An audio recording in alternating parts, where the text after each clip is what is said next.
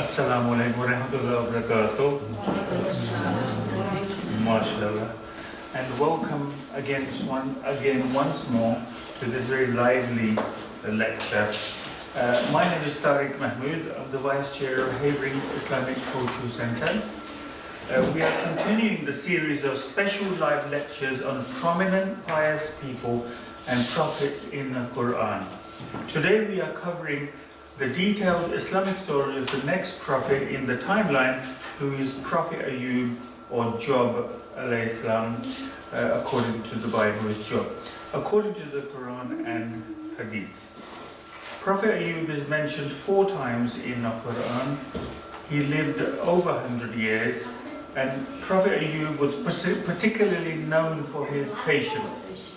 The Quran makes it clear that children and wealth are an adornment of this life, and that we will be tested through our love for them. Patience is mentioned in the Quran 90 times. I will recite a short ayah from the Holy Quran. A'udhu billahi minash shaitanir rajeem. Bismillahir rahmanir rahim. Wasbiru inna Allaha ma'as-sabirin. The nearest meaning in English is, and be patient. Surely Allah is with those who are patient. This is from the Quran, Surah 8, Al-Anfal, Ayah 46, the spoils of war. We will be learning about Prophet Ayyub's patience from Ustaza Sidrahim, who is a qualified teacher, lecturer and alim, qualifying from qualifying from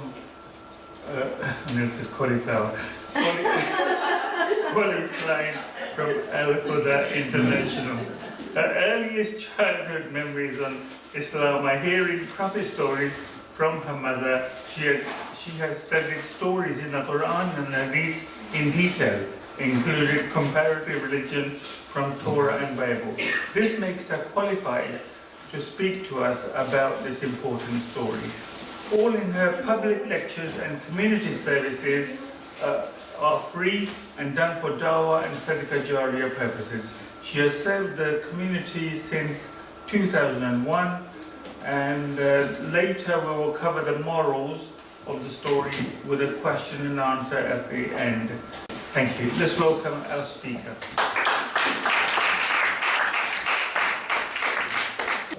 Right, thank you very much everybody for coming. We've had a fantastic turnout today, full house again.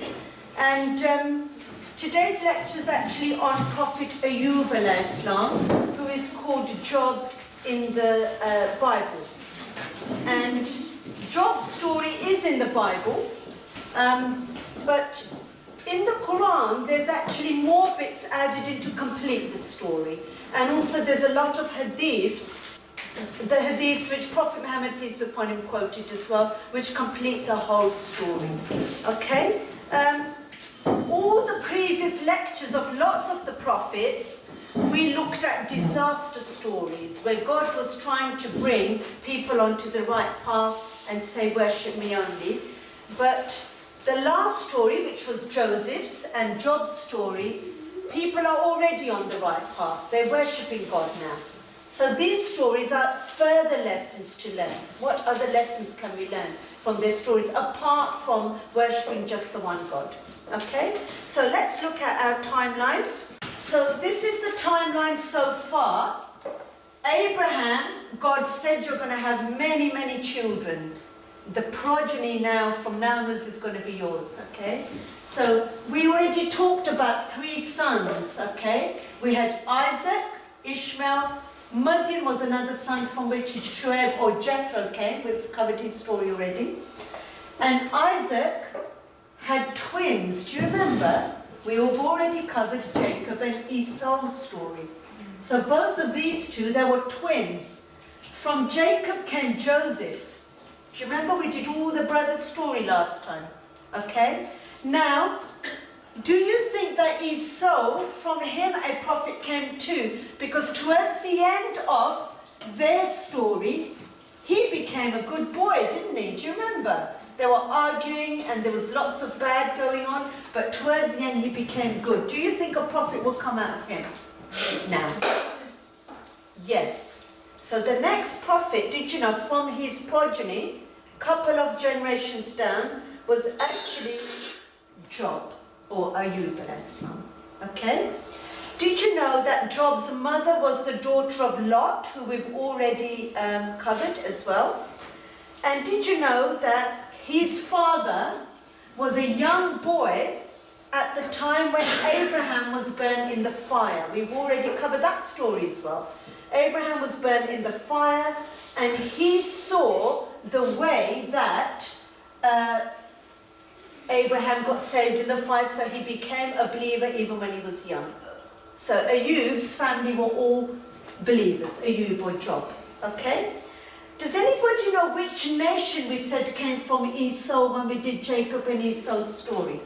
Yes. The Romans. Good boy. Well done, Mikhail. That is such a brilliant answer. You're taking over your sister now, aren't you? Yes, the Romans. So did you know that the land where Job was born in was the Roman Empire, and it was Syria? That's where he was. Okay? And you've already mentioned, Job is mentioned 4 times in the Quran by name. Okay, by name. Right, so did you know that Job is one of the prophets to whom revelation came? How do we know this? It's mentioned in the Quran. Let's have a look. Indeed, we have sent revelation to you, O prophet, as we sent revelation to Noah and the prophets after him. We also sent revelation to Abraham, Ishmael, Isaac, Jacob and his descendants, as well as Jesus, Job, Jonah, who we're going to cover next time, Aaron and Solomon. And to David we gave the Psalms. Okay, that's in Surah Nisa. Let's listen to that in Arabic. And we've got an Arab lady here today. I'm so glad you're here, because I put the Arabic in just for you, because you can understand it. Yes, thank you. إنا أوحينا إليك كما أوحينا إلى نوح والنبيين من بعده وأوحينا إلى إبراهيم وإسماعيل وإسحاق ويعقوب والأسباط وعيسى وأيوب ويونس وهارون وسليمان وآتينا داود زبورا. Okay, and did you know that Prophet Ayyub al-Islam was the most patient prophet? He's well known for being the most patient prophet, and that is actually mentioned in this ayah. إنا وجدناه صابرا نعم العبد إنه أواب. Truly we found him patient, how excellent a slave. Verily he was ever oft returning in repentance to us. Returning in repentance to us, we mean God. Okay? Now let's look at his story. Why was he so patient? Let's see what actually happened. So the first thing is, did you know he was a rich man? He had 7 large plots of land. Some of you are new here. You have to listen in order to do the quiz. We've got a quiz with prizes later as well. Okay? So he had 7 large plots of land spanning over a vast thousands of acres of land. So they all belonged to him. Okay? And did you know in those plots of land he had the most beautiful vegetation and fruits and farms. And because of the beautiful organic food, he was really healthy and strong because he was eating his own homegrown stuff.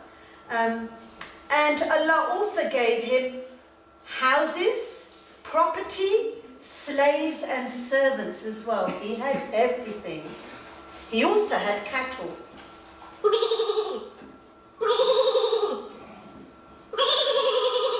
He had countless cattle and abundant livestock.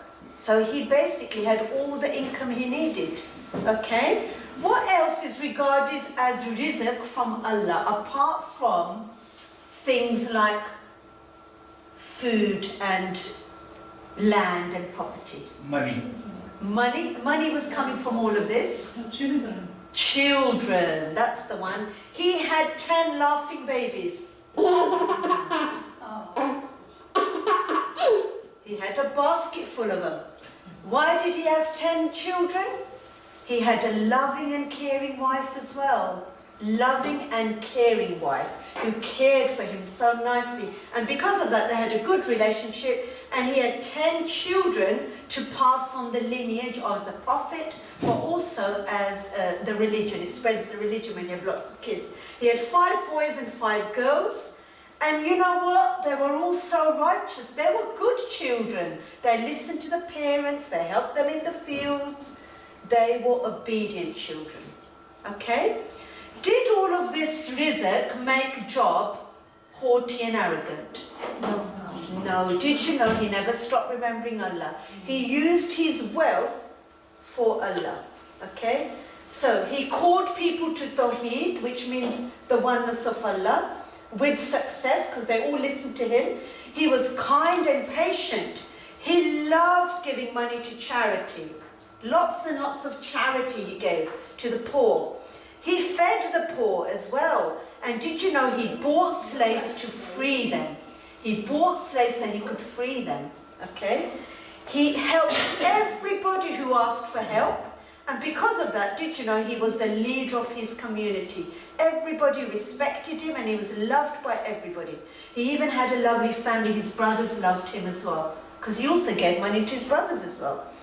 And did you know, most of all, he loved God, Allah. He worshipped him alone, and he was so patient, and he was continuous in his praise for Allah. And did you know he sought forgiveness often? Was he a perfect person? Yes. Yes, he was. He was so perfect that, did you know, the angels up above used to talk about him? Okay? Now, how did the angels talk about him? Who knows about how do the angels know what's happening on earth? Who can tell me? We've covered this before in our prayer lecture. Put your hands up. Yes. We have 2 angels on our left and right, so they record our deeds and what we do. Okay, no, that's not the answer you're looking for. Yes, They Fasila. pray tahajjud. They pray tahajjud. No. Fajr and Asr, there's a shift of angels. So when it's sunrise, the angels that were on earth go up and the new ones come down, and they do a change of shift at Asr time, which is why they say you should always pray your Asr on time, which is your mid-afternoon prayers on time. The angels watch you, guard you all day, and they go up and they tell God, this person's really good. Okay, so let's have a look at the next slide.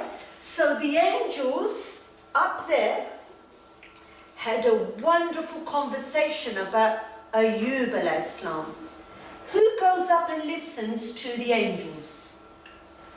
Jinn. Jinns, good. The shaitan, the devil, okay, Satan, is up there listening to their conversations, and they're singing Job's praises. They said, the best creature on earth today is Job, a man of noble character who displays great patience and always remembers his generous Lord.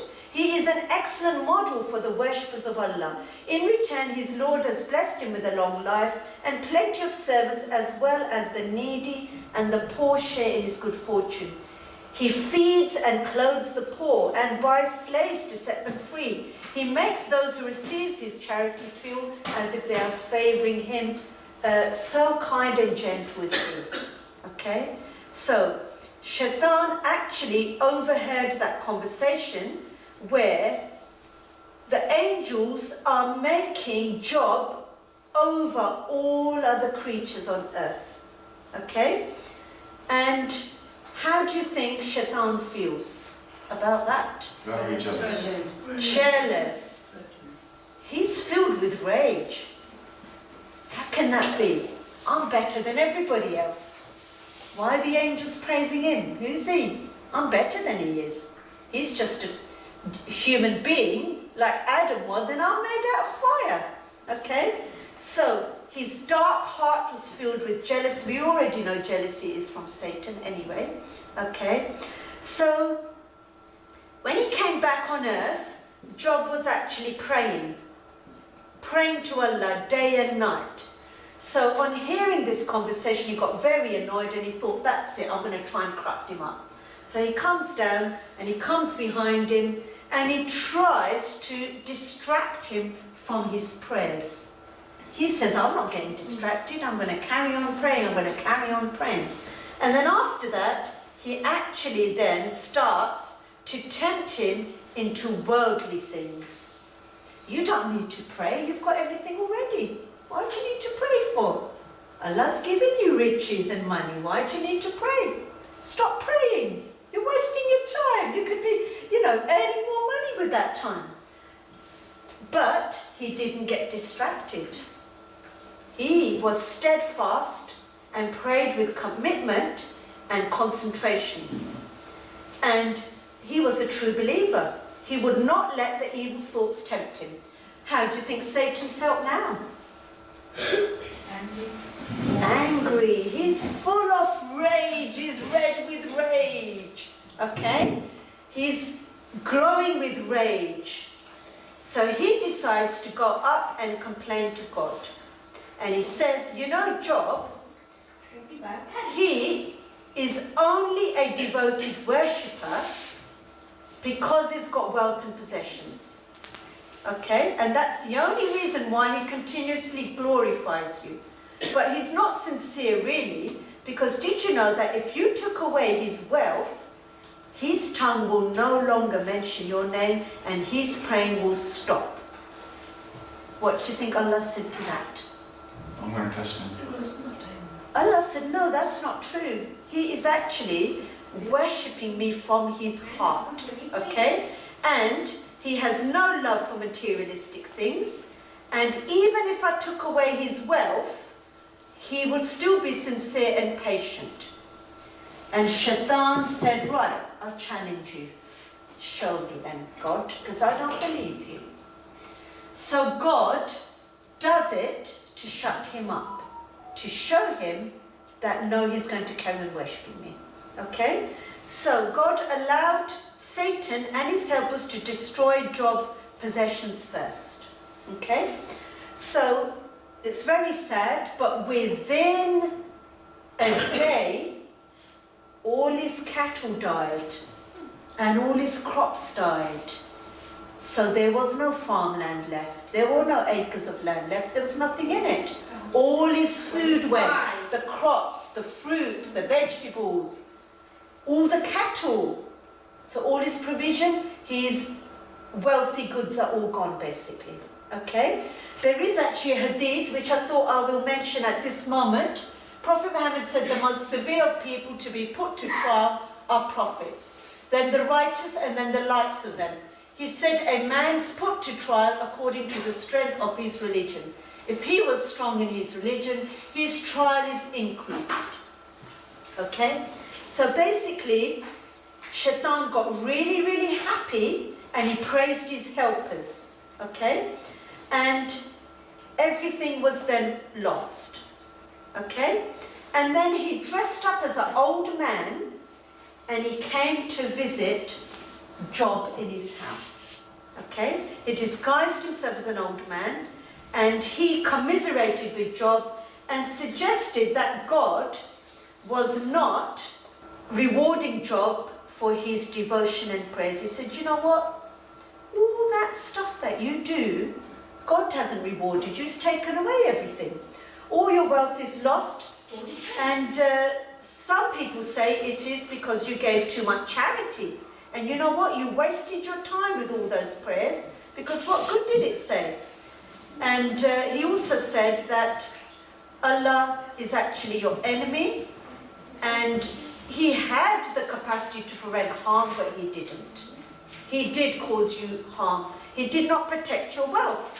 So you should just stop praying to Him. And Job said, Allah sometimes gives and Allah sometimes takes it away. Inna lillahi wa inna ilayhi raji'un. Everything is from Allah and to Him everything goes back. And like he took it away, he can give it back again. Okay, and that was that.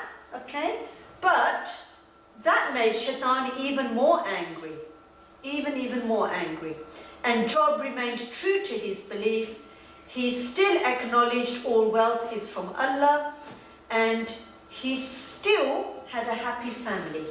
So he said it doesn't matter, like the riches went, they'll come again. And basically, Shaitan went back up to Allah and said, you know what, he still believes in you because he's still healthy and he's got kids who can help him rebuild all the farmlands again. His kids are going to help him to build the farmland again. So you need to do something further now to test his knowledge. So God does test his knowledge. And a mountain cracks near his house. And his house collapses down. And the house collapses down on his children.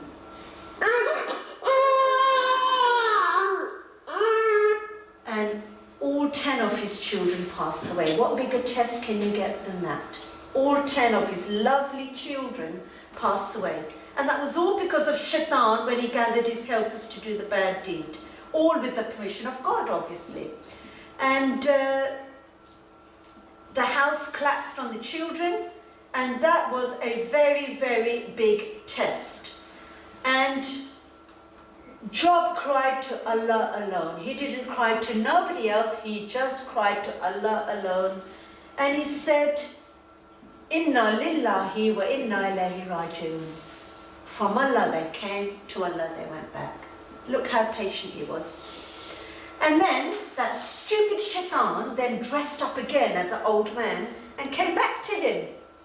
And he said, he sympathized with him. And he said, I can't believe all your children have died. Surely your Lord is not rewarding you properly for all your prayers. And, all this time Allah is disappointing you. But he was disappointed because do you know what he said?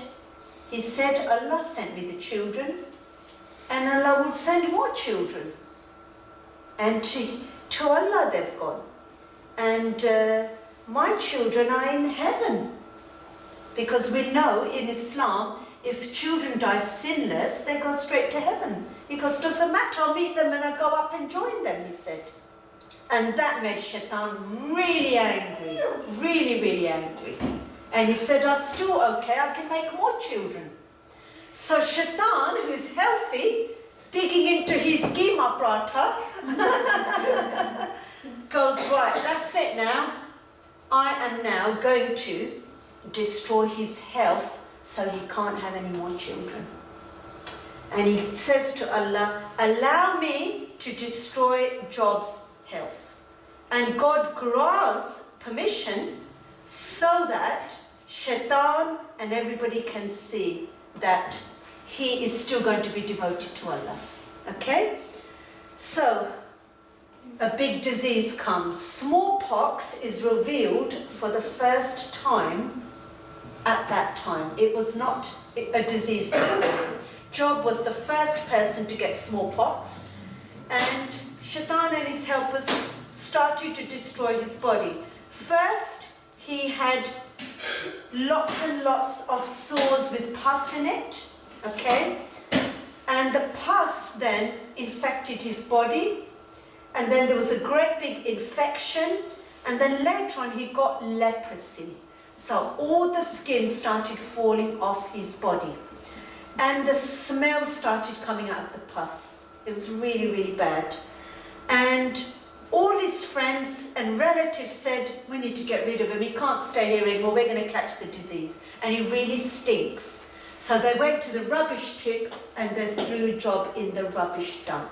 In the smelly, smelly rubbish dump. Okay? And they deserted him. And only his wife remained sincere because she loved him. How do you show love towards a person? I love you are just words. How do you actually show it, physically show it, is when you care for sick people. So she came, she used to bathe him, there's the bucket and towel, she used to wipe him down, she used to feed him food, okay? She got a job as a servant in somebody's house. She would earn money and she would go then and help him out, and helped him through his ordeal. And as the years went by, the skin fell off his body and it was just bones left, just bones. And Allah gave permission not to destroy his brain, his heart and his tongue.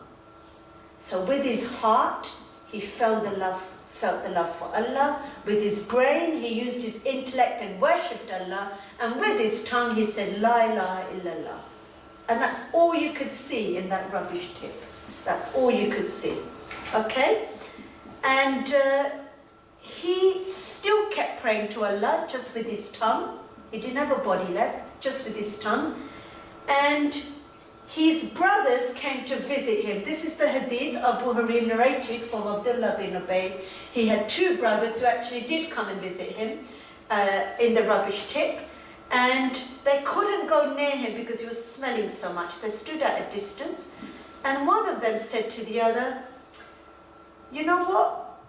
I think that Job must have done something bad and he's being punished for his bad deeds. That really upset Job a lot. He said, I can't believe my own brothers are saying this. Because that was his own brothers who had helped so much in his life, giving them money and everything. And he got so upset, really, really upset about that. He was angry with them. And Job said, he said, you know Allah, that I never had two shirts while I knew for a place where people wore without clothes. Then prove me true. But a voice came from up above. It was Allah's voice. And the voice said, yes, we know. You always seek for help. And he goes, I seek help from your honor, he said. And he also asked Allah, is it not once, Allah, that you gave me money that I didn't give it to the poor? And Allah said, yes, I know everything that you did. And that was enough reassurance for him that Allah's going to look after him. And he fell in prostration. And then he said, saying, I will be by your honor, I will never lift my head until you release me from my suffering, he said. And he sat there, and that's all he did, day and night, was he prayed. Okay? In the meantime, his wife, he's only got his wife left now, hasn't he? Yes? He's lost his health, he's lost his wealth, he's lost his kids, he's still got his wife who's coming daily to help him.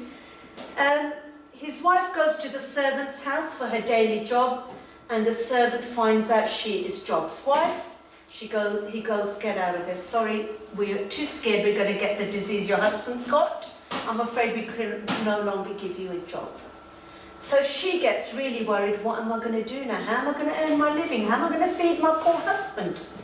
So in those days, ladies' hair was very precious, and they would make wigs out of ladies' hair, which is forbidden in Islam. And you'd get a lot of money for it. So she went along to the lady's house who used to make wigs, and she offered one of her plats to the daughters of high society, it says, and she sold it. Okay? She sold the plats, one of them, for money, and she got the money. The lady made a wig out of her plat, which is not allowed in Islam, and it wasn't allowed in those days either, so I'm going to come to that bit in a minute. She took the money, she went home, and she cooked her husband some food. So she did it for a good cause, okay? And then she returned with the food to her husband. And her husband said, where did you get that money from? Because yesterday you said that the servant job has gone. So where did you get the money from? And she said, I got the money from offering service to people. And he said, what service? And she didn't say anything. And he said, right, I'm not going to eat the food now. I'm not eating it. I'm sorry, I need to know where you got the money from. So he didn't eat the food, okay? He did not eat the food. The next day, she doesn't have any money again. Some of you are laughing. It's true in all of this. She didn't have any money again. So off she went again to the lady's house. And she offered her second plat to the lady who made a wig out of it and then gave her money. Okay? There's the coins for the money. And then she took the money, got some food, went home, cooked him a lovely meal, and took the meal to him again. To the rubbish tip she goes again, okay? And he goes, where did you get that money from? And she said, by offering services. And he said, what services? Tell me right now, he said, where did you get that money from? And she said, I can't tell you. And he goes, well, I'm not eating the food. So she said, okay then. And she took her hijab off. And she had no hair. It was really short hair, like a man's hair. And he got very, very upset with her. He said, you didn't have faith in Allah, did you? You know Allah provides rizq.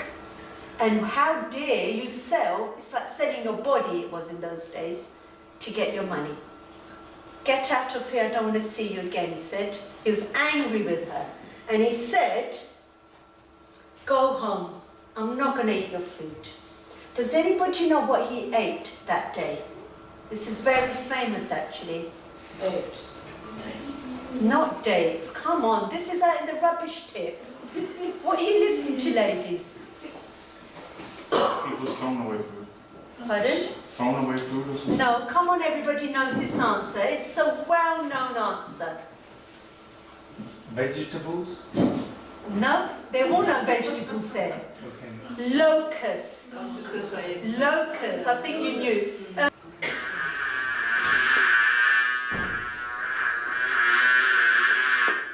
Are we allowed to eat locusts, you know, as Muslims? What is locust? It's an insect. Yes, but are we allowed to eat it? Think carefully before you answer, No. please. What is locust? No, you got it wrong. What is it? Answer, please, Usman.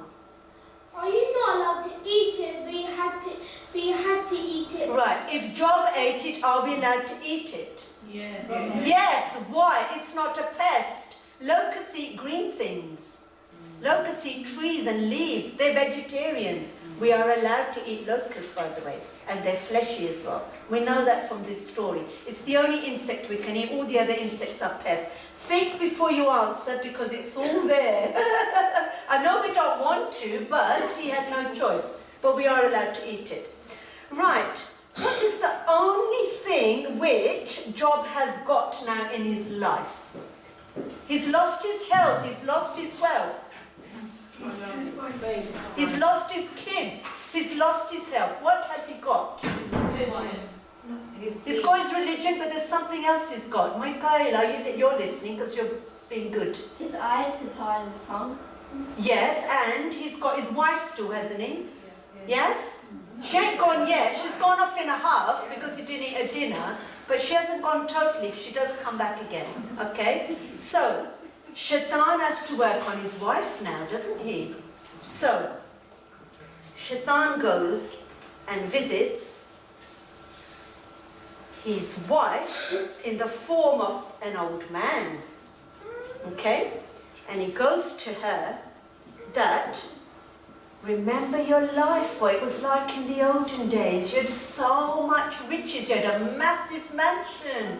And you had servants and slaves. Do you remember that former life? And she started crying because she got tempted again. If she hadn't married Job, none of this would have happened. Yes? And she did like that life where she used to sit on the chair all day and food and everything used to come to her already cooked, cleaning done. Come off it, who wouldn't like that? Yeah? And she had long hair. Beautiful long hair. So she broke down in tears, and that stupid shaitan had planted a seed in her. So she went back to Job, and she said, by the way, did you know how many years have gone by like this? 7 years. He has been in that dump, and since the first calamity struck. Then she said to him, I can't take anymore, she said. I can't take anymore. She said, why don't you just pray to Allah to remove this calamity from you? Why don't you just do that?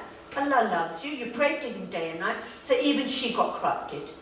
And he got really, really upset about that, because he said, you are moaning. Have you forgotten that for the first 70 years of my life, 70 years of my life I had wonderful and lovely. 7 years I've only been like this. 70 years his life was wonderful. 7 years I've been like this. Only. And what's 7 years out of 70? And you're complaining? And that means you've lost your trust in Allah, because you are actually telling me now that I should actually pray to Allah. Okay? And she still argued with him. She said, ask your Lord to remove this suffering from us. Job was very saddened and reminded his wife that God had blessed them for 70 years with wealth, children and health. And this is only a short period of time. And he said, you know what? Your faith has been weakened, and you are dissatisfied with the fate of Allah. He said, you just wait, he said. As soon as I regain my health, I'm going to lash you 100 times. This is actually in the Hadiths. And guess what? It's in the Quran, so I'm not just saying it. But don't worry about that, ladies, because later on I will explain what that actually means. Okay? So he said, I'm going to lash you 100 times. You just wait till I'm better. Okay? And Job's wife was devastated after all that love she'd given him.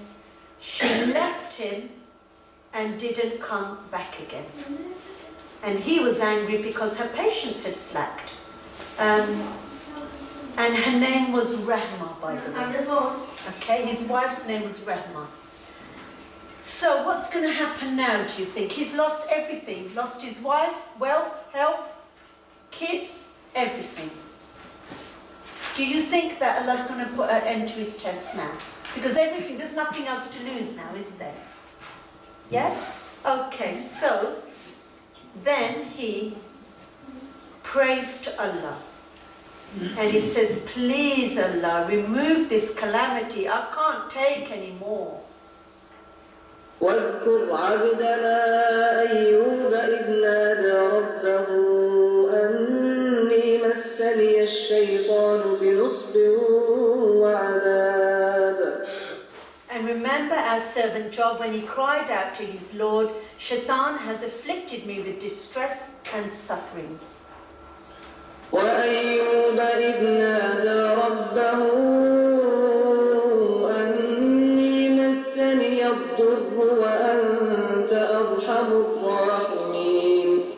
I've been touched with adversity, and you are the most merciful of the merciful. Okay? So, that's all in the Quran. And it's at that point, do you think that his du'as will be accepted, his prayers? Do you think they are going to be accepted? Yes. So, at that minute, Allah says, strike your feet on the floor. Okay? Now, this has happened many, many times in the past. It happened with Maryam, did it not? Jesus' mother. Okay? And it happened also with Ismail alayhi salam when we did his story. Okay? So, he struck his foot against the ground. اركض برجلك هذا مغتسل بارد وشراب. We responded, stop your foot now. Here is a cool and refreshing spring for washing and drinking.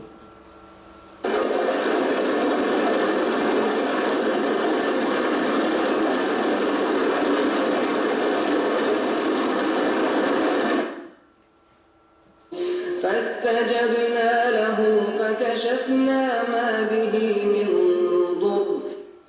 And he washed himself in it. And so he answered his prayer and removed his adversity. The moment he set foot in that holy water, everything was gone. And his flesh came back again. And he looked so handsome. Okay? And when he looked up at the sky, the same locust he was eating became gold locust. It rained locusts. But he knew that Allah had answered his prayers.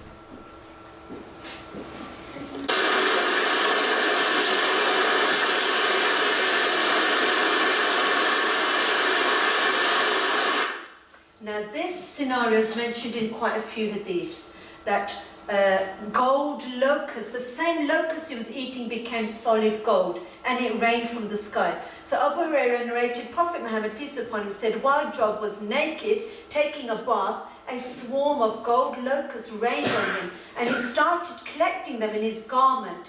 His Lord called him, "O Job, have I not made you too rich to need what you see?" He said, "Yes, my Lord, and I cannot shun your blessings." Okay, so that's in Bukhari and in Ahmed. And did you know that, where did his clothes come from? Does anybody know? From heaven. Good. They came directly from heaven. Allah actually gave him, so his health came back and his wealth came back. There's another one. Ibn Abbas said Allah also returned to him his same wealth that he lost. Okay? Now here is the garment from heaven which Allah sent him to wear. So he put that on after he had his bath. Okay? So Ibn Abu Hatim narrated from Abdullah bin Abbas, Allah dressed him with a dress from paradise, and then he went aside and he sat down in the corner. When his wife came, after a little while, you know it takes 3 days and then everything's back to normal again, she decided she'd go and see her lovely husband, and when he goes, he's not there. The tongue and the heart and the brain is missing. So she asked somebody, you know what, there was a person here, she asked actually Job, "Excuse me," she said, "there was a man here lying on the floor with a brain and a heart and a tongue and he's gone missing. Where is he? Do you know where he is? I'm scared dogs have eaten him." And Job just smiled back at her. And she asked him again, "I'm really scared. Do you know where he is?" He said, "What's wrong with you? I'm Job." She goes, "No, you're not. What's happened to you? You look so handsome." And he said, "I am indeed Job. Allah has returned my body to me. Alhamdulillah." Isn't that amazing? So everything was wonderful. Everything was absolutely wonderful. Then he got a little bit sad because he remembered he had made an oath that he's going to beat 100 lashes. Okay? So he asked Allah, "What shall I do, Allah? She's become kind again." So Allah then told him, and this is actually in the Quran, so we have to believe it. Allah said, "Don't worry, take 100 grass and get that and just give her a little whip, light and like a feather." Okay, it's in the Quran.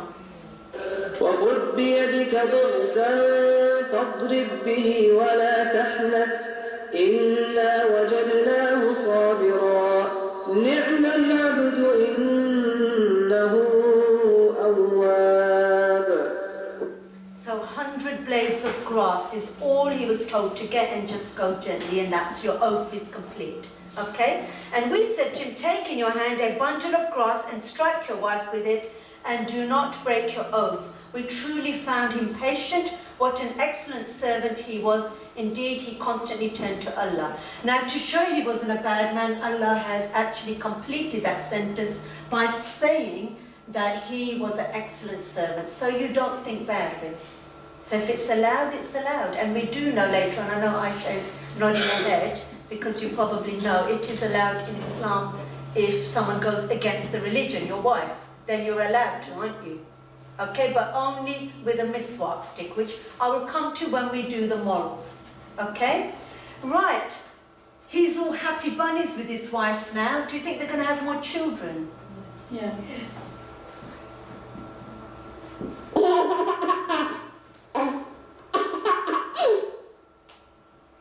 how many children they have? Double. 20. Yes. Okay? 10 boys and 10 girls. And do you know what the biggest miracle is? It's actually written in the Quran. When the babies were born, they had the same faces of the babies that had died. The same faces. So they were the same people. On top of that, Allah gave him 10 more. Isn't that just so wonderful? And they had the same personality. So it was like they were born again. Some people say that they were resurrected again. Okay? ووهبنا له أهله ومثلهم معهم رحمة منا وذكرى لأولي الألباب. And gave him back his family and a like of them with them, twice as many as a mercy from us and a lesson for the devoted worshippers. What an amazing story that is. And did you know that he, so 70 years he lived with wonderfulness, 7 years was only the calamity, and Allah gave him another 70 years living like this again. So that's how wonderful Allah is. And his wealth was doubled as well as his children. Everything was doubled. So it was worth it, wasn't it, in the end? Yes? Okay, so on his deathbed now, he has lots of children, and it's his second son, Dhul Kifl, who becomes a prophet. The first one becomes a prophet for 10 years, and then the second son, Dhul Kifl, then becomes a prophet.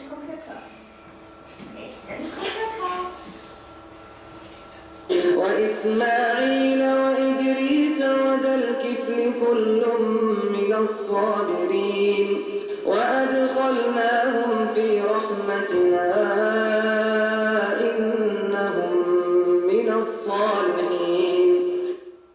Okay, and remember Ismail, Idris, which is Enoch in the Quran, in the Bible, sorry, and Dhul Kifl, who was Ezekiel in the Bible. They were all patient, so he was patient like his dad. We admitted them into our mercy, for they were truly of the righteous. Did you know that when the first son ruled for 10 years and he passed away, the second son, Dhul Kifl, it was a public vote who was going to be the next son to become a prophet, because he had so many children. He passed the test by praying 100 times a day, and he fasted for most of the year, 100 times a day. Can you believe it? So they said he's going to be the next prophet. Okay? He was also patient, it's genetic, like his father was. Okay? Here's some more. واذكر إسماعيل واليسع وذا الكفل وكل من الأخيار. Also remember Ismail, Elisha and Dhul Kifl, who is Ezekiel, all are among the best. If you want to look at the timeline, it's over there. And Dhul Kifl or Ezekiel is mentioned twice in the Quran, but he is in the Bible a lot more. Okay?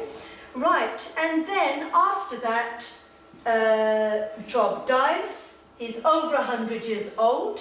This is actually his grave, and that there is his footprint apparently, which is near his grave. So that's his grave, and this bit here is a box. And when you open the lid, or it's a glass box, in it you can see his footprints, apparently. Okay? So that tomb of Ayub is in the hills overlooking the city of Salalah in Oman's Dhofar region. Okay? These are the two books which are used for the research. Okay, so we're going to do the poem now, like we always do. The poem is just to remind you a little bit of the story before we get into the quiz. Okay? You can all join in with the rhyming words, okay? Prophet Ayub called people to Tawheed wisely in Palestine. He was kind and patient, so many became believers over Time. Good. Ayub loved giving in charity. He freed slaves and fed the poor. He didn't turn away anyone who came asking for help at his Door. Good. Allah gave Ayub houses, farms, fruits and many good things. He was healthy with lots of kids, grateful for Allah's blessings. That Ayub was patient and cried for tawbah Allah already knew. But Allah tested him to make us grateful and also thank Allah too. Ayub lost all his crops and animals. There was nothing he could do. Patiently saying all things come from Allah and return to him too. He did not complain about losing these gifts that to Allah belonged. Not worrying much or using bad words, for Allah's mercy he longed. After losing wealth came a harder test. Ayub's children all died. He was upset as he loved them dearly, but to Allah alone he cried. Then he was tested. For 7 years his body was put to strain. His skin and flesh rotted away, and inside and out he suffered pain. Inside and out means mental pain as well as physical. Soon people pushed him out and threw him on a dump out of town. Only his wife Rehma looked after him, working while he was down. Iblis made Rehma complain that surely Ayub had suffered enough. Ayub said Allah gave him 70 good years, only a few were tough. Ayub said he would punish her, upset that her patience was slack. When Allah cured him, she would get 100 lashes on her back. His friends and family did not care for him and left him on his own. Only a couple of his brothers visited him until one began to moan. His brothers said maybe Ayub was being punished for being bad. The gossip upset Ayub and he called for Allah's help, feeling sad. Ayub prayed to Allah, saying Shaitan had made him suffer badly. Allah soon replaced what Ayub had lost as he thanked Allah gladly. Allah told him to hit his foot on the ground and water would appear, to drink and bathe in it, then his pain and sickness would disappear. His wife used to help him to the toilet area and went to hold his hand. She was shocked to see Ayub back to health, again a handsome man. Good. Ayub had promised to lash his wife, asking Allah what he should do. He was told to hit her once with 100 blades of grass, but gently too. Allah mercifully gave Ayub a new family to take his lost one's place. His dead children were in Jannah, so he gave thanks for Allah's grace. Once, as Ayub took a bath, he began gathering falling locusts to eat. Even though he was rich now, he didn't turn away on any of Allah's treats. Allah sent 2 clouds over his farmland with rain that sent down gold. Patient and thankful Ayub lived till he was over 100 years old. Good. Well done. Right, are we all ready? If you have not put your name in here, do it now. Is everybody on there now? Yeah. For some of the new ones here, it's not just about getting the correct answer, it's actually the speed with which you get the correct answer. And the top 3 winners will get a prize. Okay? Right, are we ready, everybody? Yes. Right, I will read out the questions and the questions will come on there, but on your screen will be colour codes. Okay? I've done the quiz harder this time, there's too many of you winning. There we go. All about Ayub alayhi salam. Do you like my alliteration? Very nice. You can tell I'm a teacher, can't you? Which prophet of Allah is known for his unwavering patience? Is it Yusuf, Yaqub, Ayub or Dhul Kifl? The answer is Ayub. Shall we see who got that right? He's at the top of the league tables, not Muntahar. Surely. Okay, well, I'm very, very happy to see the top 3 are my own family, which just shows, doesn't it? Because they're learning. And before you all say that it's stitched, it's not, because I make this quiz on my own at home in a private room. Okay? But that just shows the more you come to the lectures, the more you learn. Okay? Right, next. How many times is patience mentioned in the Quran? 30, 60, 120 or 90? You're all grinning.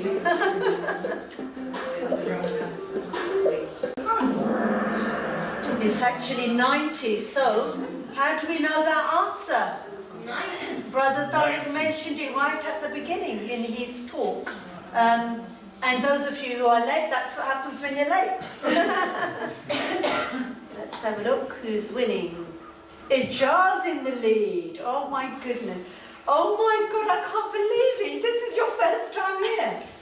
I'm like my dad, I'm competitive. You're like your dad and? Competitive. Competitive. Well, Yeah. I'm telling you now, if you win, I will get a heart attack because this is your first time you're here. That is amazing. Okay, right, let's carry on. Mikhail, I'm really pleased with you. Where are you, Mikhail? Well done. Right, let's have a look. What is the lineage of Prophet Ayub in timeline order? Ibrahim, Isaac, Jacob, Esau, Job. Ibrahim, Ismail, Jacob, Ayub. Ibrahim, Isaac, Esau, Job. Ibrahim, Isaac, Yaqub, Yusuf, Ayub. That's one. If you've all been coming to the lectures, you will know this answer at a snap of a finger. Okay. Ibrahim had a son called Isaac. Okay. From Isaac came the twins, Esau and Jacob. From Esau came Job. Okay. It is not that one because Jacob and Esau were twins. They were brothers, not father and son. It's not that one because Ismail, it wasn't from Ismail that Jacob came. Okay? And it's not that one. Because Esau's not there. Because Esau's not there. Yeah, Esau is not there. Good. Because he's not from Yusuf's son, is he? Yes? He is from Esau's son. Good. Right, okay, let's see who's winning. Quite a lot of you got that wrong, actually, which I'm surprised about because a lot of you have been coming to all the lectures. Oh my God, what's going on here? I cannot believe that. Oh my God, I cannot believe, honestly cannot believe that. I just can't. He's the first time he's come and he's beat everyone. Amazing. Mikhail, another heart attack. Ijaz is third. Tariq's gone into the board as well. Right, let's carry on. What 7 things did Prophet Ayub have specifically that I mentioned in the story only? Farms, a well, property, plots of land, crops, patience, religion, children, cattle, servants, friends, 7 fields, money, big house, mansion, 7 fields, 10 kids, meals, strength, fruit, family, health, kids, kind and caring, wife, crops, storehouses, livestock, slaves. That's one of my trick questions. Right, the answer is children, cattle, servants, friends, 7 fields, money, big house. What's in here which is not the answer in this one? That I didn't mention. A well. It doesn't matter if you can't read it because I said it. Okay, a well. What's in here that I didn't mention? Meals. What's in here that I didn't mention? Come on, everybody. Storehouses. Okay, so that is the right answer. Only 2 got it right. I wonder what the board's going to be like now. Okay, did you get that, Richard? Because there's 2 here, isn't there? What's your name down as? Azhar. But if you can next time put your surnames down. You put Azhar down. Okay, that's fine. Right, okay, next. What things did Prophet Ayub do whilst having wealth according to the story told only? called others to Tawheed, gave charity, freed slaves, led the community. Bought slaves to set them free, clothed the poor, sold properties. Worshipped Allah, was grateful, asked for forgiveness, fed poor, beat wives. Prayed, shared his money with poor, bought slaves, helped people who asked. Another trick question.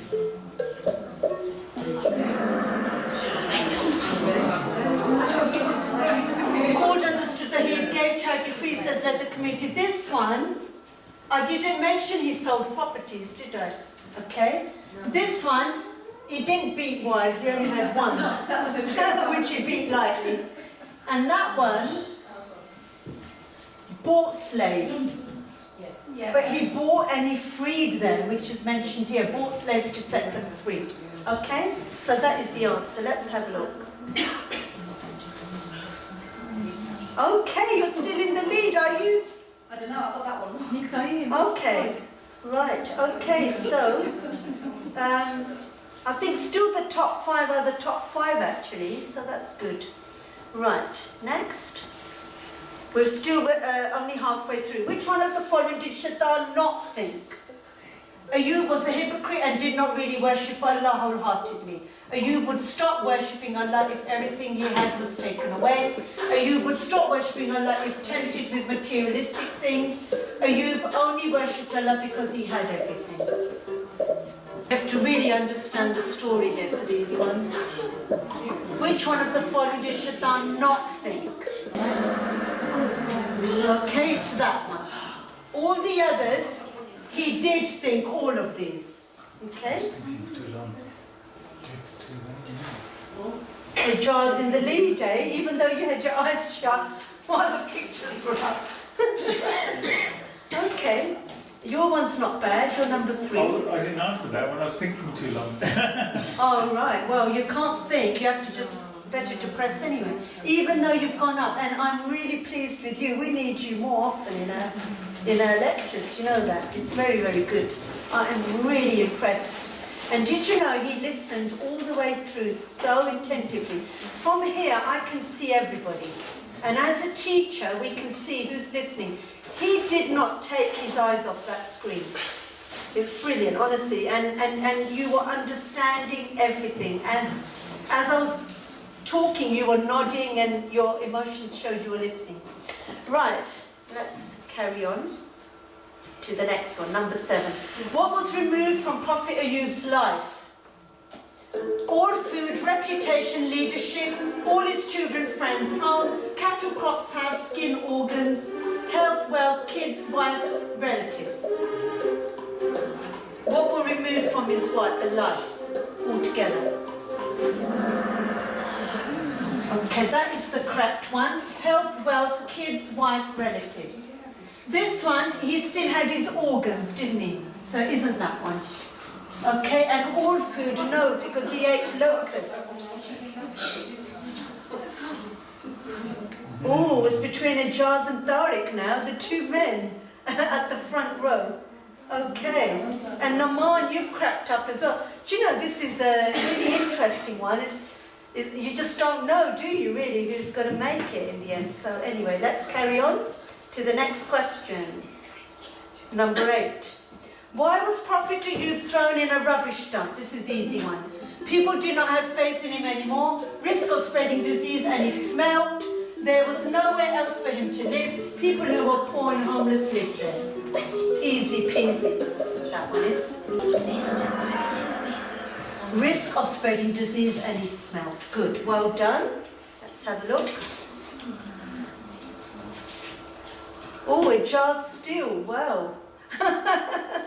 I am surprised, but not that surprised because he wins a lot of quizzes. In fact, of all the quizzes I've done in my life, he's won the most, including in the interfaith forums. And sometimes I have to give his trophy away, but no more. I get told off when I get home, so that's not fair, is it? Because he doesn't cheat, so I will give him a prize today. If he wins, we shall see. Right, next. Ready, everybody? What disease did Prophet Ayyyub have? Measles and smallpox, chickenpox and leprosy, smallpox and leprosy, measles and leprosy. The answer is smallpox and leprosy. We mentioned he got smallpox first and then leprosy came afterwards. Okay, Ajar's still in the lead. Raziha, you have entered the top 5. Well done. Right, we're nearly at the end now, so it's getting competitive. Number 10, true or false only? Why was Prophet Ayyyub angry with Rahma? She cut her hair. She got influenced by Shaitan. She did not have faith in Allah anymore. Her faith weakened and she was dissatisfied with the fate of Allah. She stopped cooking him food. Is that false or true? All those statements need to be correct, or some may be wrong, I don't know. All of them need to be correct to be true.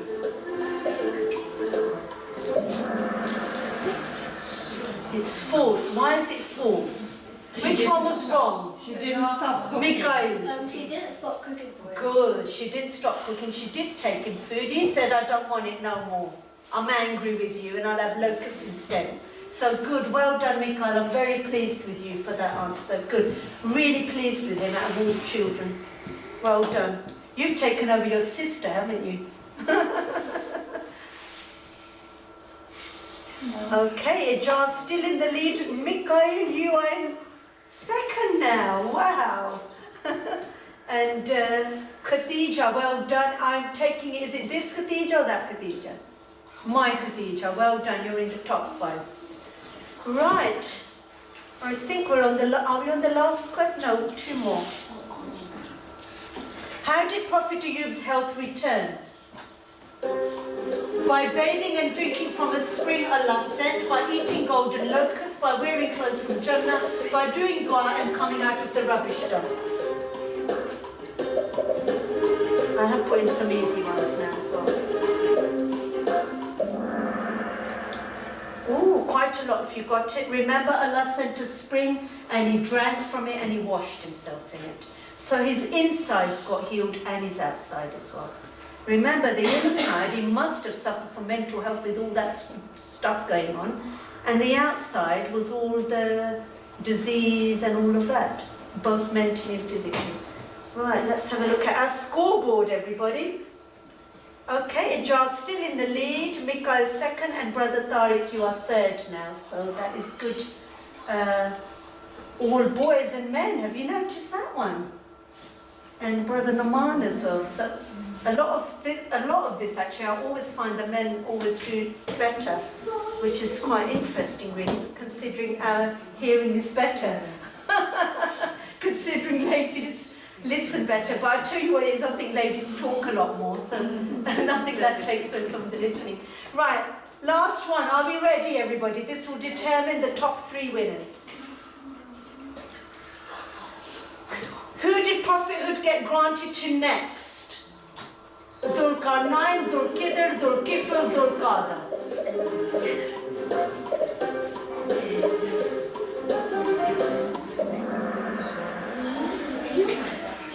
It was Dhul Kifl. Well done. A lot of you got that right, actually. Well done. Right, are we ready? Right, let's see who was third. Hang on a minute. Oh, Brother Tariq, third. Mikhail, second. I bet that was Ijaz, but we don't know. You never know with these things. Ijaz, let's give it a Okay. Right, let us now. Let's do first prize was Ijaz. Okay, so can everybody give him a clap?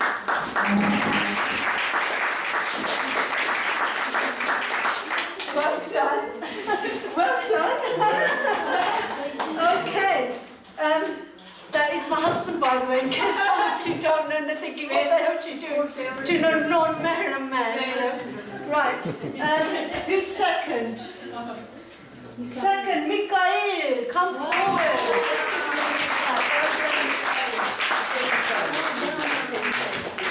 You have done so well. so well. I'm so proud of you because you are outshining your sister, who was my top student when she was in my class. Well done, good boy. Well done.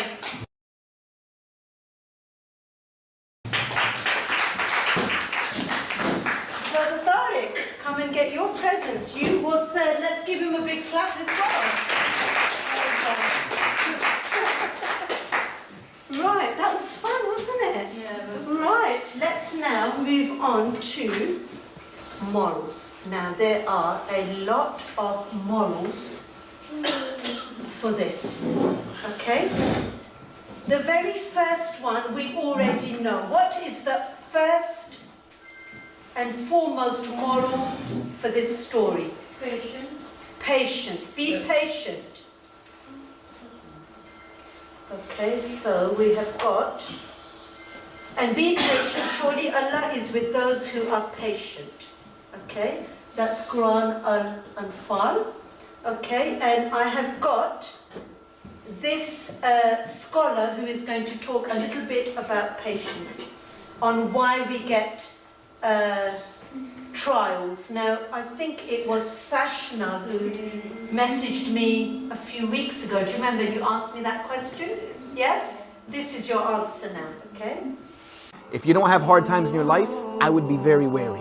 I would be very afraid as a believer. Because let me tell you right now, high ranks of Jannah, how many of you want to go to Firdaus? I want to be in Firdaus. The Prophet ﷺ said, if you ask Allah for Jannah, ask Allah Firdaus. Asking for the highest ranks. Do you know who the people who are inhabiting those highest ranks beyond the Anbiya, who struggled the most among us? The people who were tested the hardest. The people who were put through the most difficulties. The poor amongst us. The downtrodden amongst us. The oppressed amongst us. The imprisoned amongst us. Those are going to be the people inhabiting Firdaus. And those of us who live this cushy life and living in laps of luxury, if we make it to Jannah, inshaAllah ta'ala, we might just slide right on in those bottom levels because we didn't go through enough. The Prophet ﷺ said that the people who were not tested will wish that their skin was torn into shreds when they see the reward of the people who were tested. When they see the reward of the people who were put to the fire by Allah subhanahu wa ta'ala. But why does that happen? Because Allah subhanahu wa ta'ala does not test those whom He doesn't love.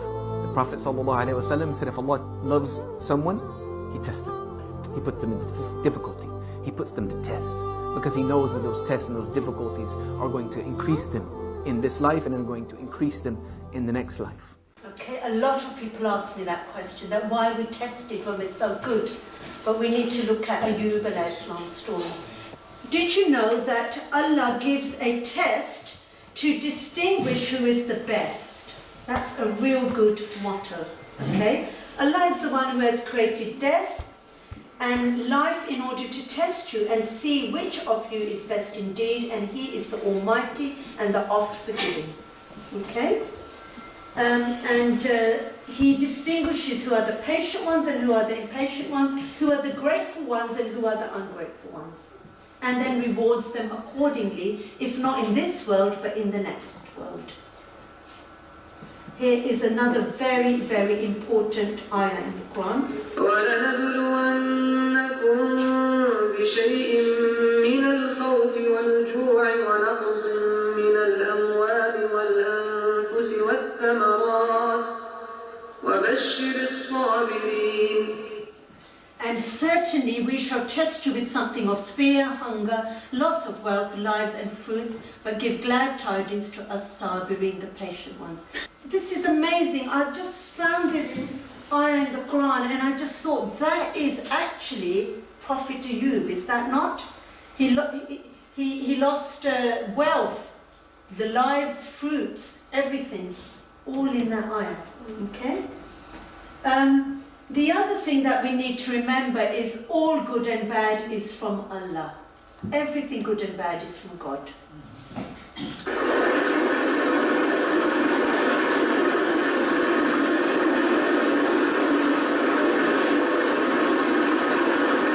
In Islam, we believe in destiny. So we have to believe that everything good and bad is already decreed by Allah.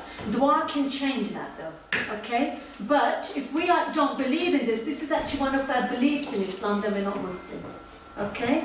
The next one is really, really important.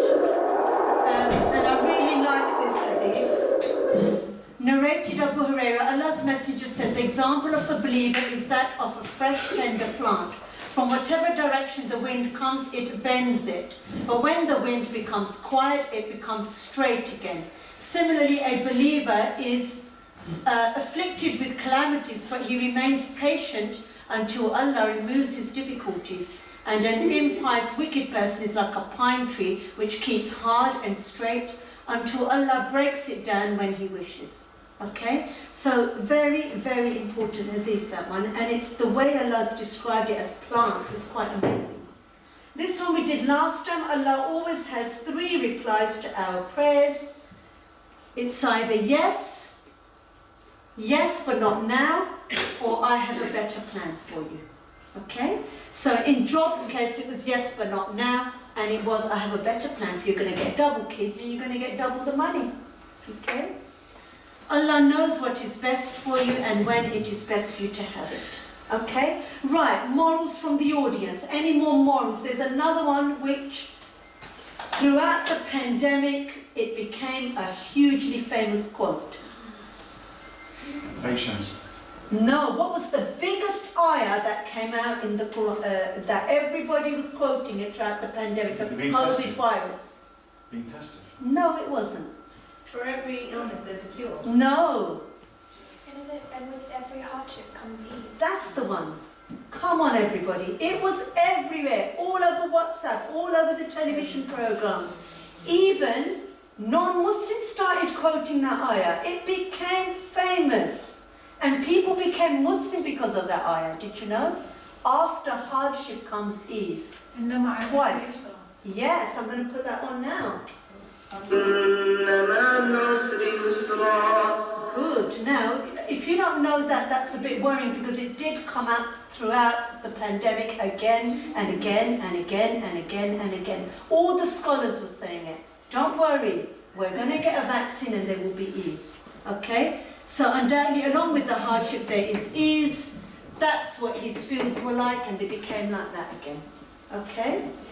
The other thing, the shortest distance between your problem and a solution is the distance between your knees and the floor. What did Prophet Ayyub do? He just prostrated, and that's all he did. Okay? He only talked to Allah and told him his problems. Did he not? He cried to Allah. Okay? So, prayer will get you through the toughest times in your life because it shifts your focus from the problem to the problem solver. Talk to Allah, He is waiting to hear from you. Cry to Allah, He is waiting to remove your tears. Pray to Allah, He is waiting to answer you. Salah is an exchange, amazing exchange. You hand over your worries to Allah and Allah hands over His blessings to you. Okay? Right, any more morals from this story? Come on, everybody. Khadija. Always be grateful and you'll get more. Brilliant, I love it. Good. Excellent. The more you got, be grateful, Allah will give you more. Okay? The other one is that your children and wealth is a test. Let's put that one on. إنما أموالكم وأولادكم فتنة والله عنده أجر عظيم. Your wealth and your children are but a trial, whereas Allah with Him is a great reward. Okay? Right, what other lessons can we learn? What about the wife, Rahma? Any lessons we can learn from her? Put your hands up. Put your hands up, please. She didn't have any faith. She didn't what? She didn't have faith in Allah. That was afterwards, but what about all her life? What did she do? Yes? Her name means mercy, and she was Her name means mercy. Well done. Rahma means Rahma. She had mercy on him. She understood his illness, and that is what then helps you, to help them. Did you know if you don't ever got any sympathy in the first place, how are you going to help somebody who's ill? You need to understand, have mercy on them.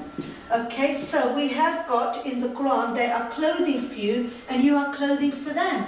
Yeah. Okay, and that's exactly what that means, does it not? So she is, looking after her husband here while he's ill. Okay. And that's exactly what it means. So we're looking at the female perspective. We've looked at the husband's perspective many times. But in this story, we're looking at the female's perspective, aren't we? On what a wife should do. Okay, that famous ayah in the Quran about the lashes, okay? Now, we need to look at this a little bit more closely.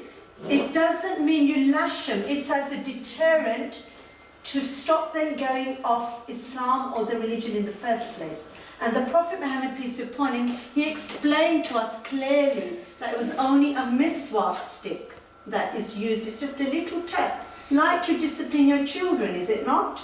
Okay, if they go off the path. We can't deny it, it's in the Quran. If anybody says, oh no, no, no, well actually it's in the Quran. So it says the husband has the right to discipline his wife if she disobeys him in something good. And what we're talking about that is the religion really, okay? So women on whose part you see ill conduct, admonish them first, as next refuse to share their beds, and last beat them lightly with a stick like miswak or just 2 fingers, okay, if it is useful. But if they return to obedience, seek not against them means of annoyance, surely Allah is ever most high. That bit is actually what happened to Job's wife. She repented, she came back to him, and then Allah said, just to lower what you said, you took an oath and you can just lower it now with 100 blades of grass. Okay? Right. Are we allowed to delve into black magic? No. So this thing is very, very important. When you worship jinns through all these people who you go to do black magic with, they go up and they listen to angels' conversations who know your destiny. Then they come back down and it looks like they look in the crystal ball and they tell you what is right, or this is what's going to happen. That's not allowed. You're tampering with destiny and you are associating partners with Allah, basically. Because what you're saying is that Allah is not my destiny, the jinns are. Shaitan's at the top and his armies go up. Okay, so we have covered this actually already in my black magic lecture. It's on my YouTube channel if you want to see it. We have guarded the heavens from every accursed devil except one who is able to snatch a hearing, and he is pursued by a brightly burning flame. And indeed we have adorned the nearest heaven with lamps and made such lamps missiles to drive away the shaitans. So shooting stars, did you know that Allah does that to get rid of the jinns and the shaitans who go up there to listen to conversations? That's what we believe is actually what a shooting star missile is. Has anybody ever seen one? Yeah. A shooting star? Yeah. Yeah? Yeah, I have. It's quite scary actually. And that's the Quranic ayah there for our Arab lady who wants to read it. That's there. So are we allowed to delve into black magic? No. Not allowed at all in Islam. Did you know that in Islam, I had to put that because it is Halloween after all, we are not allowed to go to fortune tellers. And it says, Prophet Muhammad, peace be upon him, said, whoever approaches an oracle or a fortune teller and believes in what he says has disbelieved in what was revealed to Muhammad or the Quran. Okay? That is a very strong hadith. Black magic means that you are using others to help you rather than Allah, which means that's shirk. Shirk is associating partners with Allah, and that means you're not Muslim anymore. Okay? Any more? What was shaitan? What was his behavior in all of this? Devious. What was that big word that he was? Come on. Jealousy. Jealousy. Jealousy. He showed jealousy. And in Islam, Abu Hurairah reported that Allah's Messenger said, beware of jealousy, for verily it destroys good deeds the way fire destroys water. And it's tampering with destiny, because you're saying that person shouldn't have got that and I should have got it. It means you're tampering with destiny. Okay? Right, what else? What other lessons can we learn? What else do we need to discuss a bit further? Fasila. Steadfastness. Okay, we've done all of that with patience. There's something else. What about the wife? Let's go back to the wife who cut her hair. Are we allowed to cut her hair? No. Right. We can trim it, but are we allowed to cut it like a boy cut? No, why not? We got Hadiths, we covered this in our modesty lecture, did we not? That's a no, why? Men versus demand, and vice versa. Yes, Aisha. It says that the woman isn't to make herself look like a man or a man look like a woman. Right. And women are naturally, did you know genetically got long hair? Okay? Eve had long hair. Okay? So, too much of this nowadays, if we look at the religion. Okay? A lot of this culture of men looking like girls and girls need to look like boys, they're cutting their hair short. In Islam, you're supposed to have long hair. Long hair is your beauty. You're allowed to trim it, yes, but not boy cuts, okay? Not allowed to cut it completely off, and wigs are definitely not allowed. That's something which the Jewish ladies do, shave their hair and then put wigs on instead of hijabs and things, and then this was brought down. So narrated Aisha, an Ansari woman gave her daughter in marriage, and the hair of the latter started falling out. The Ansari woman came to the Prophet and mentioned to him and said, my daughter's husband suggested that I should let her wear false hair. The Prophet said, no, don't do that, for Allah sends his curses upon such ladies who lengthen their hair artificially. So we're not allowed to do that, but also not allowed to give our hair to sell to make wigs either. This is why Job was angry with his wife. Okay? And under the same ruling, which is rife out there amongst the Towery girls, is your great big long eyelashes which look like brushes. That's not allowed either, because that's just lengthening your hair, your natural hair, isn't it? Okay? Right. Any more morals? Others will go to Q&A now. Okay, let us have Usman first. Although bad things happen to you, can't stop believing in Allah's grace.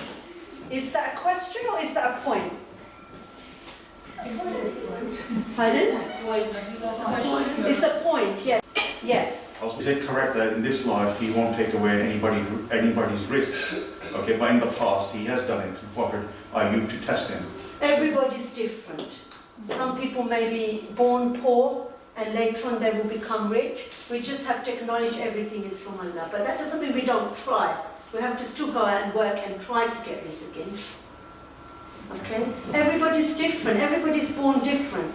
Some people are born with riches, and that's a test as well. Are we going to give it to charity? Are we going to be grateful to Allah? Okay? And some people may not have it at all. In that case, then are they praying to Allah for riches? So everybody is different. So people are tested the following: being rich, poor, sick, homeless. Everybody's tested. But this life is just a, like we're on a journey. Okay? We have not reached our final destination. The bigger the test, and the better we pass it, the better then will be the reward, the higher the station of heaven. Right, okay, next. Any more questions? Jasmine. With regards to Rahma cutting her plats, Yes. she didn't just go ahead and cut both plats, she cut one at a time. Yes. So in that case, and she did it for a reason, to buy She did. food for her husband. Yes. So in that case, would it not then be put in the same category of someone who, if they can't find halal, and there was nothing to eat but pork, then they are allowed to eat pork just to get themselves out of the difficulty? Would she not have been allowed? They are, but we have to look at the specific story in which is actually mentioned in the Quran as well, which I read at the ayah, that Allah was not, that Ayyyub was not happy with that. So what I think the message there was to have faith in Allah, and she did have faith in Allah. She lost her patience. Basically, that was what the message was. But whether she wants to be rewarded or punished, it's up to Allah. We can't say that. All we know is Ayyyub was not happy. And the lashings and all that is in the Quran. Nobody can deny it at all, because it's in there, in the Quran. Okay? Right, I think we're going to stop now. Brother Tarek's just going to finish off with some finishing words. And please listen out for the next lecture so you can pop it in your diaries. Okay. Yes. Summary. I'd like to give a vote of thanks to our speaker, and on behalf of all of us, the audience, I would like to extend my heartfelt gratitude to each and every one of the audience for joining us and taking part in this informative lecture.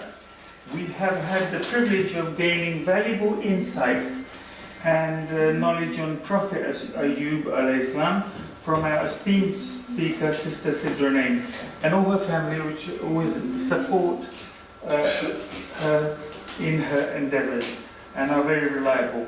I've enjoyed the detail, the slides, the research and the poem in the book, so I'm sure you'll enjoyed it. And I'd like to thank Sister Sidra for her hard work and dedication as a speaker and presenter and teaching us, and refreshments for everybody who brought refreshments.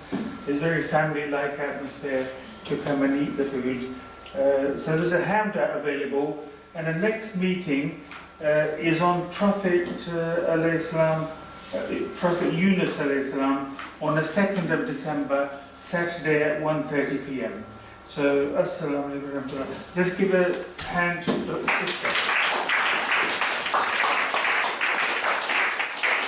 I have got leaflets here, as usual, handouts. If you want the Joseph ones from last time, I've got those as well. Okay? So do come and get them from here. Okay, thank you very much, everybody, especially for the food and everything that you brought. Well done.